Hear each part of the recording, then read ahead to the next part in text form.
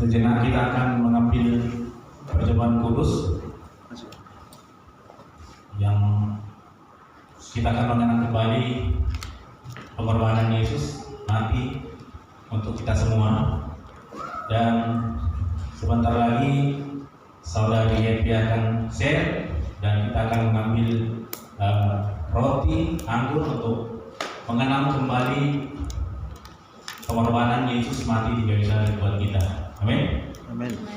Sebagai ayat pengantar untuk perjamuan kudus, ayat pengantar pada pagi hari ini diambil dari Yeremia 29 ayatnya yang ke-11. Sebab aku ini mengetahui rancangan-rancangan apa yang ada padaku mengenai kamu. Demikianlah firman Tuhan, yaitu rancangan damai sejahtera, bukan rancangan kecelakaan, untuk memberikan kepadamu hari depan yang penuh harapan. Untuk saudara Happy, saya persilakan untuk share.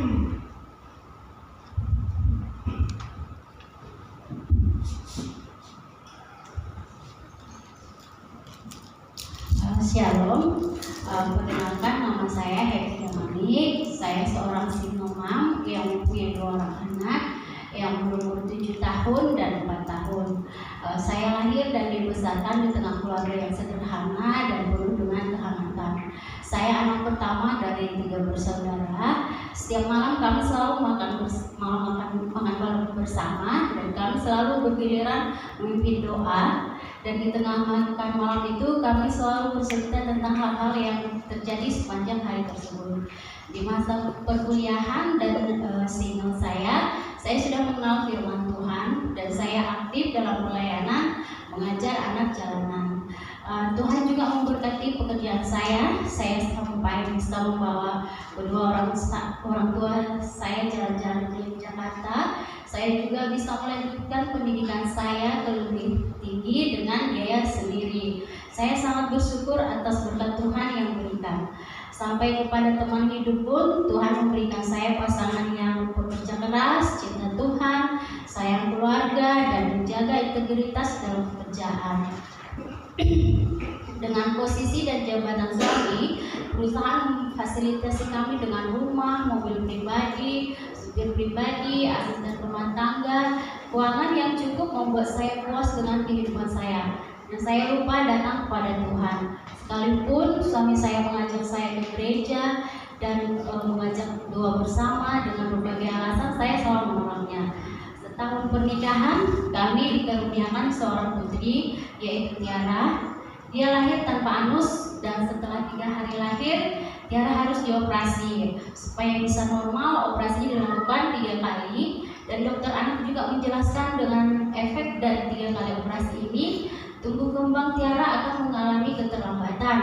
Bukan berarti tidak bisa seperti anak lain, tapi butuh kesabaran dan stimulasi perawatan yang berkelanjutan dalam tumbuh kembangnya. Seiring berjalannya waktu, Tiara pun sekolah. Di sekolah dia selalu menyendiri, tidak mau bergaul dengan teman-temannya. Keadaan itu membuat saya dan suami untuk fokus membawa Tiara terapi, dan kami memutuskan pindah ke Siantar karena di Siantar ada terapi yang bagus.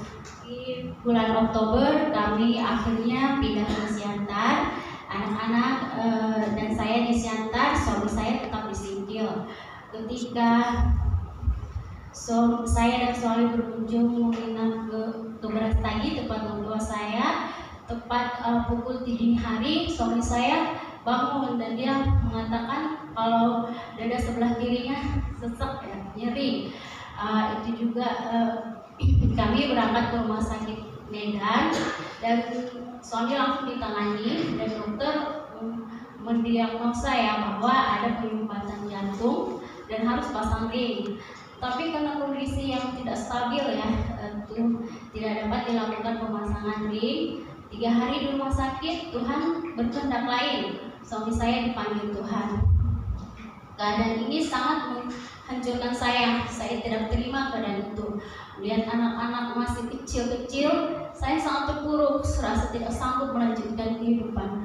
Saya kembali mengingat Tuhan dan saya mencari Tuhan. Saya mulai berdoa, berpuasa.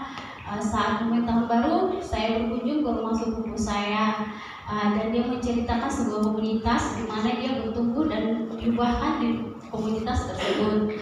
Saya teringat juga waktu single saya sudah sering beribadah ya di komunitas tersebut waktu saya di Jakarta, dan komunitas tersebut ada juga teman SMP dan SMA saya, dan dia mengajak saya untuk studi belajar Alkitab.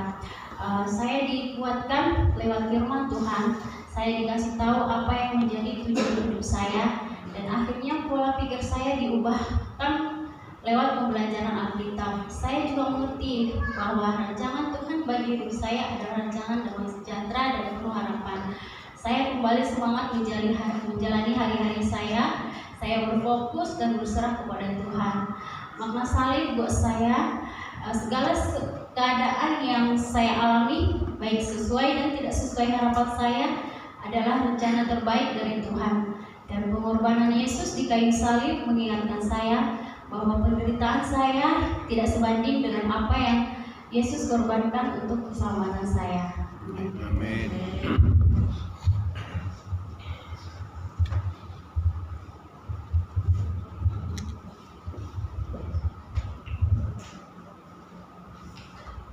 Amin, Bapak Ibu. Segala sesuatu yang Tuhan izinkan terjadi dalam hidup kita semata-mata untuk kita semakin cinta dan semakin mengenal kebaikan Tuhan. Amin. Mari kita ambil roti kita.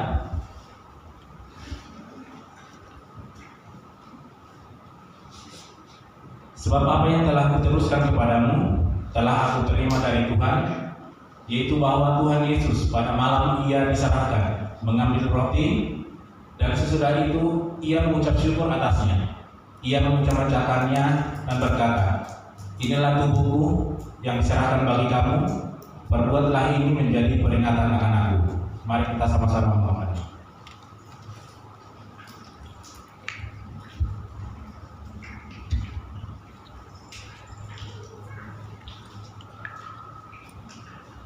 Mari kita ambil anggur kita.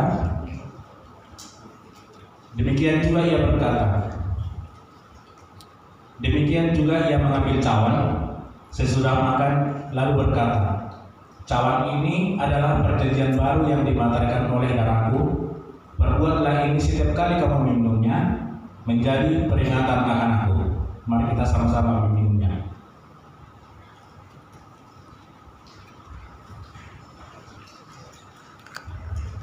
Sebab setiap kali kamu makan roti ini dan meminum cawan ini, kamu memberitakan kematian Tuhan sampai Ia datang. Mari kita satukan hati kita, mari kita berdoa. Tuhan Allah Bapa kami yang baik, Tuhan Allah Bapa kami yang bertata di jalur surga, puji syukur Tuhan pada pagi hari ini. Kembali kami Tuhan boleh mengenang kembali kematian Engkau di kayu salib Tuhan. Itu semata-mata untuk menebus setiap kesalahan kami di tempat ini. Terima kasih Tuhan untuk kebaikan Engkau. Biarlah ketika kami mengenal kematian Engkau, kami semakin punya hati untuk tetap mau berubah dari setiap keadaan yang kami miliki. Karena kami Tuhan lari daripada jalur yang Tuhan inginkan, tapi melalui perjamuan kudus ini Tuhan, Engkau ingatkan kami kembali untuk kami datang Tuhan ke hadapan Engkau untuk melakukan setiap apa yang Tuhan perintahkan kepada kami. Terima kasih Tuhan buat kesempatan ini. Biarlah Engkau yang terus menuntun kami menjalani setiap proses kehidupan yang terjadi dalam kehidupan kami sampai Tuhan memanggil kami. Terima kasih Tuhan, terpuji nama Engkau, dan di dalam nama Tuhan Yesus kami berdoa dan mengucap syukur. Amin. Amin.